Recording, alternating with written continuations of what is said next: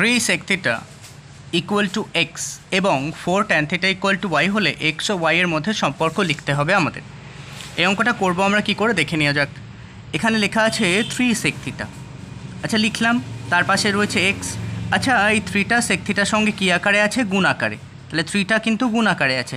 তাহলে 3টাকে যদি আমি সমান চিহ্নের ওপাশে পাঠিয়ে দিই তাহলে আমরা কত পাবো? sec theta সমান সমান পাবো x/3। আচ্ছা পেয়ে গেলাম।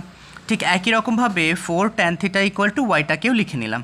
তাহলে 4 tan theta ইকুয়াল টু কত হলো? ওয়াই হলো। এখান থেকে যদি tan থিটার মান বের করি তাহলে আমরা কি করব? ওয়াই এর নিচে কাকে আনবো? 4কে আনবো। কেন? 4 ট্যানের সঙ্গে গুণ আকারে ছিল, এ পাশে এলে ভাগ হলো, ভাগ হলে নিচে বসানো সবচেয়ে ভালো হয়, তাই জন্যে। এবার এই sec থিটার মান x/3 আর আমাদের tan থিটার মান বেরিয়েছে কত? y/4। এদের মান থেকে আমাদের x আর y এর সম্পর্ক লিখতে হবে। আমরা একটা ফর্মুলা জানি, স্কোয়ারের ফর্মুলা, সেট বলে একটা কথা হয়। এই সেটটা শর্টকাট। এই সেটের দন্ত স থেকে হয় sec থিটা আর ট থেকে tan থিটা। তাহলে সেট থেকে আমরা পেলাম sec থিটা আর tan theta. sec square minus tan square করে দিলে তাদের মান আমরা 1 পেয়ে যাই। তাহলে এখানে আমরা দেখতে পেয়েছি sec আর এখানে দেখতে পেয়েছি tan। তাহলে এই সেট ফর্মুলাটা অ্যাপ্লাই করব। এটা একটা শর্টকাট ট্রিক, নিজের বানানো। এখন এই sec square theta minus tan square theta এটা আমরা লিখলাম।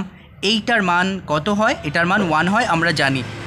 এখন এই যে sec থিটার মান আমরা কত পেয়েছি? x/3। তাহলে sec থিটার মান কত? x/3। তাহলে sec থিটার জন্যে আমরা x/3টাকে ব্যবহার করব। তাহলে x/3 লিখলাম, যেহেতু ওর স্কোয়ার আছে মানে হোল স্কোয়ার বসবে, সূত্রের মাইনাস।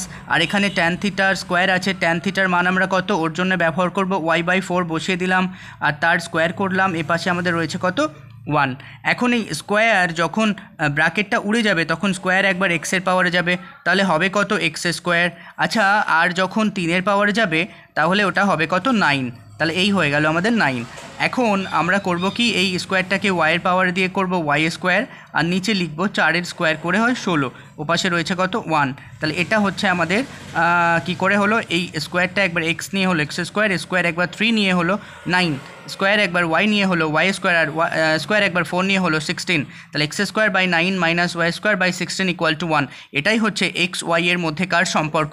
এটা লসাগু বা লসাগু করে ক্যালকুলেশনও করা যায়, কিন্তু এটাও রাখা যায়। এটা হচ্ছে আমাদের একটা স্ট্যান্ডার্ড ফর্ম, তাই আমরা এই স্ট্যান্ডার্ড ফর্মেই রেখেছি। এটাই হচ্ছে এক্স ওয়াই এর মধ্যে সম্পর্ক। এই ধরনের কন্টেন্ট নিয়মিত প্রতিদিন এই চ্যানেল থেকে আপলোড করা হয়। চ্যানেলটি সাবস্ক্রাইব করে সঙ্গে থাকো এবং অন্যান্য ভিডিওর জন্য চ্যানেল পেজটি ভিজিট করো, যেখানে হাজারো শর্টকাট ট্রিকের সাহায্যে ম্যাথস, জিকে, সায়েন্সের অনেক ট্রিকের সাহায্যে গুরুত্বপূর্ণ সমস্ত কিছু আলোচনা করা রয়েছে খুব সহজে, যেগুলো একবার দেখলেই আর কখনোই ভুল হবে না। Please subscribe this channel.